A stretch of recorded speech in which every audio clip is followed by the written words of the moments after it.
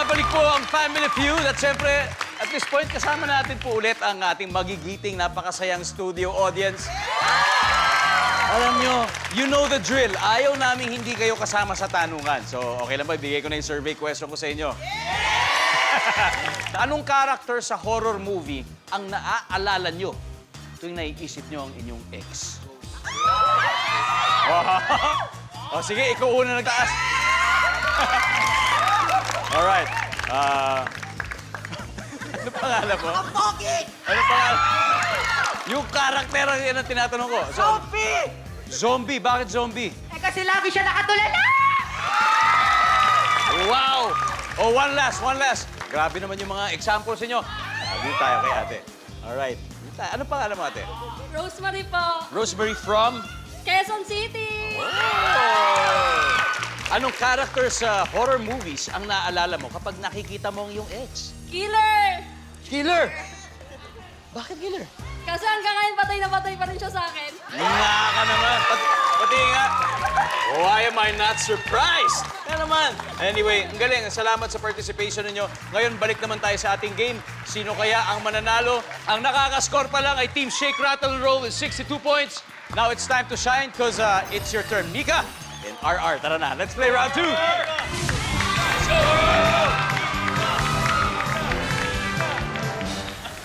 Rumispeto ka sa tito mo. Ha? Napaghahalata tuloy yung batch natin, pare. Mika, good luck sa'yo, ha? RR, good luck sa atin. Top 6 answers are on the board. Ito ang inyong tanong.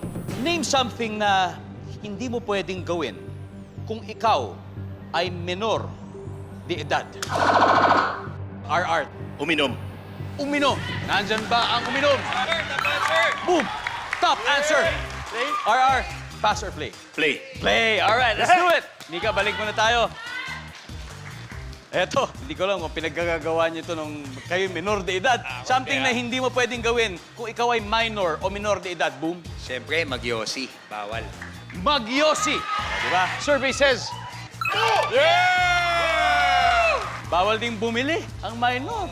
Di ba? 6 months imprisonment yan pag below 18 years old. Nick, name something na hindi mo pwedeng gawin kung ikaw ay minor o minor de edad. Mag-drive. Magmaneho. Oh, tama. Diyan ba yan, survey? Wala. Alfred, something na hindi mo pwedeng gawin kung ikaw ay minor de edad. Sumagot sa magulang. Wow, sumagot sa magulang. Bigat nun. Yeah, pwede naman, di ba? Pwede, mabangon. Pero pag matanda na, pwede na. Pwede na. Hindi. Sumagot sa magulang, syempre, parati pinapaalala natin sa mga kabataan. Pero ang tanong, nandyan ba yan? Survey says, wala. Stand by, shake, rattle, and roll. RR. Something na hindi mo pwedeng gawin kung ikaw ay isang minor o minor de edad. Manood ng sine na R18 pataas. Yon. Manood ng mga ganon. Survey says, wala. Okay, guys. Shake, rattle, and roll. Pagkakataon nyo to steal to. Ano kayo yung Paul? Ano yung pinagbabawal?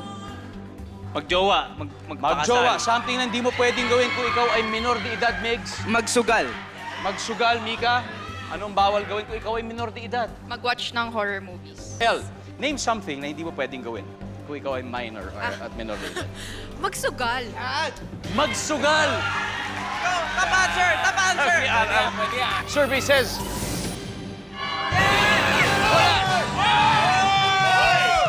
wala ang pagsugal.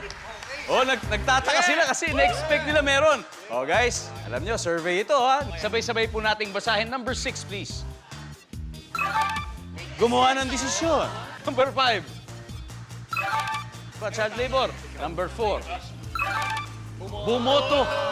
Di ba? 18 and above. And number 3. Mag-asawa.